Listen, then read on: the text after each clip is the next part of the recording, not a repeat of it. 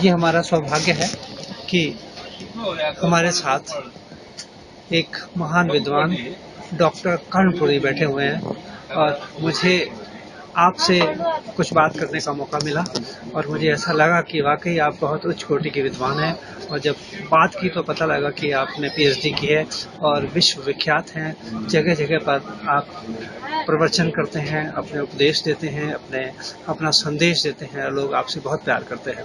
तो मैं डॉक्टर साहब से रिक्वेस्ट करूंगा, दोनों हाथ जोड़कर रिक्वेस्ट करूंगा कि आपने बहुत अध्ययन किया है और आप गुरु ग्रंथ साहब से बहुत प्रभावित हैं और बहुत सम्मान करते हैं।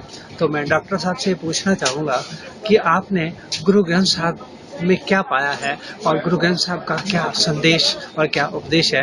तो मैं रिक्वेस्ट करूंगा डॉक्टर साहब से कि वो गुरु ग्रंथ साहब के बारे में कुछ जरूर बताने की कृपा करेंगे। गुरु ग्रंथ पूर्ण एक ग्रंथ है, एक ओमकार, एक निरंकार, एक परमात्मा। विवेकानंद ने भी कहा था, I and my God are the ones. एक परमात्मा है, मैं और मेरा परमात्मा एक है। गुरु जी नानक देव ने संपूर्ण गुरु ग्रंथ में मनुष्य को जीने की कला, चलने की विद्या, रहने की विद्या, राष्ट्र का प्रेम, मानवता का प्रेम, अहिंसा पे रहने का मार्गदर्शन। और मैं ऐसा नहीं करता हूँ, ऐसा बहुत से मतों, बहुत विद्वानों का मत है। बहुत में डॉक्टर संपूर्णानंद ने एक बार कहा अपने भाषण में कि गुरु ग्रंथ वह ग्रंथ है जो गुरु के लिए है, और गुरु का अर्थ है ईश्वर का है। ईश्वर का अर्थ है समग्र विश्व, संपूर्ण मानव। उन्होंने ये शब्द प्रयोग किया था अपने भाषण में। डॉक्टर संपूर्णानंद बनारस हिंदू यूनिवर्सिटी में भाषण दिया था। और बहुत से विद्वानों का मत है, जैन के बहुत अच्छे एक विद्वान हुए सुधर्म सागर जी।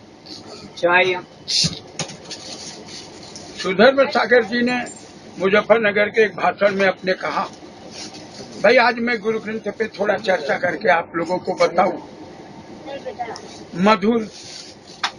एक मधुर ग्रंथ है, एक रस का ग्रंथ है, एक प्रकाश का ग्रंथ है, एक आत्मबोध का है, एक आत्मज्ञान का है, एक भक्ति का है।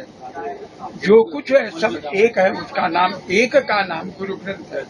ऐसा सुधर्म सागर जी ने अपने भाषण में कहा था। हमारे एक बहुत बड़े विद्वान हैं,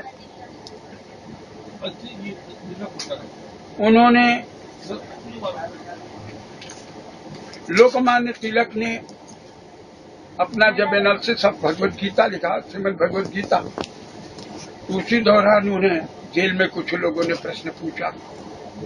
स्वतंत्रता संग्राम का युद्ध चल रहा था, पूछा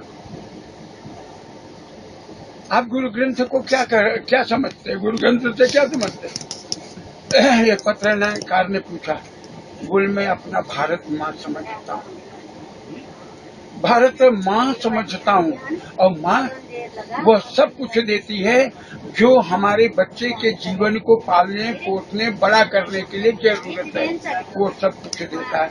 गुरु ग्रंथ मेरी माँ, ऐसा उन्होंने पत्रकार को, लोकमत नामक समाचार पत्रिका के पत्रकार से उन्होंने ये प्रश्न पूछा था।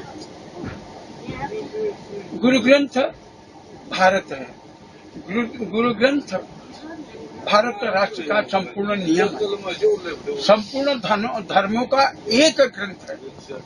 बहुत ग्रंथों की जरूरत नहीं है, गुरु ग्रंथ अध्ययन किया, सभी ग्रंथ अध्ययन कर लिया। बहुत ग्रंथों की जरूरत नहीं, अगर ग्रंथ है तो गुरु ग्रंथ है, बाकी तो सब पुस्तक हो सकते हैं। ऐसा मैं नहीं कह रहा हूँ। हिमाचल में एक ककीरा नामक जगह है, वहाँ पे विजय राजे सिंधिया ने सन